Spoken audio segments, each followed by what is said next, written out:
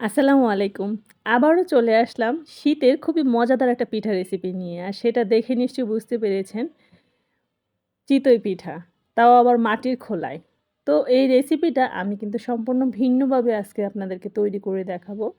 আর সেটার চালটা কিন্তু আমি ঘরে থাকা সিদ্ধ চাল দিয়ে আজকে তৈরি করে দেখাবো। এখানে আমি ২ কাপ চাল নিয়ে সেটাকে সারারাত ভিজিয়ে রেখেছিলাম। এখন আমি এটাকে একটা ব্লেন্ডার জারে দিয়ে দিচ্ছি। অল্প, অল্প করে দিয়ে এটাকে হালকা কুসুম গরম পানি দিয়ে ব্লেন্ড করে নিতে হবে। ঘরে থাকা চাল দিয়ে এত মজাদার একটা পিঠা হয় এটা হয়তো অনেকেরই জানা নেই। এখন আমি পানি দিয়ে দিচ্ছি, কুসুম গরম পানি দিয়ে এটাকে এখন ব্লেন্ড করে নেব। দেখুন ব্লেন্ড করা হয়ে গিয়েছে। আর কত ফাইনলি ব্লেন্ড হয়েছে সেটা দেখে নিশ্চয়ই বুঝতে পারছেন।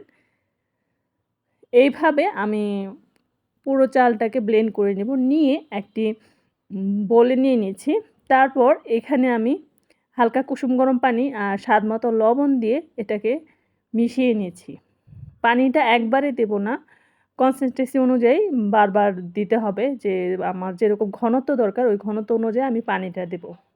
পুরোপুরি পানিটা যখন দেওয়া হয়ে যাবে, পুরোপুরি মেশানো হয়ে যাবে, এখন আমি এর মধ্যে দিয়ে দিব সামান্য বেকিং সোডা দিয়ে এটাকে আবারও মিশিয়ে নিচ্ছি। মেশানো হয়ে গেলে এখন এটাকে বানানোর পালা। আর যেটার আগে নিশ্চয়ই বলেছি যে এটা মাটির খোলায় বানাবো। সো আমি কখনোই এই পিঠা মাটির খোলায় বানানি আজকে আপনাদের জন্য শেয়ার করছি। ফার্স্ট টাইম আমার নিজেরও এক্সপিরিয়েন্স হলো। তো যখন খুব ভালোভাবে মিক্স করা হয়ে যাবে, এখন আমি একটা মাটির খোলা চুলায় বসিয়ে রেখেছিলাম। হালকা তেল লাগিয়ে আমি একটা কাপড়ে হালকা তেল লাগিয়েছিলাম, সেটা খোলাটাকে মুছে নিচ্ছি।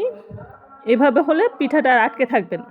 সো আমি একটা পিঠা দিয়ে দিচ্ছি একটা চামচের সাহায্যে, দিয়ে এটাকে একটা ঢাকনা দিয়ে দিই। ঢাকনা দিয়ে কিছুক্ষণ রেখে দেব। দেখুন মাশাআল্লাহ কতটুকু ফুলকো হয়েছে আর অনেক বেশি সফট হয়। ঠান্ডা হলেও কিন্তু এটার সফটনেসটা থাকে এবং খুবই দারুণ হয়। আপনারা অবশ্যই এভাবে ট্রাই করে দেখবেন। অসম্ভব ভালো লেগেছে আমার কাছে। আজকে তাহলে এখানে বিদায় নিচ্ছি। আল্লাহ হাফেজ।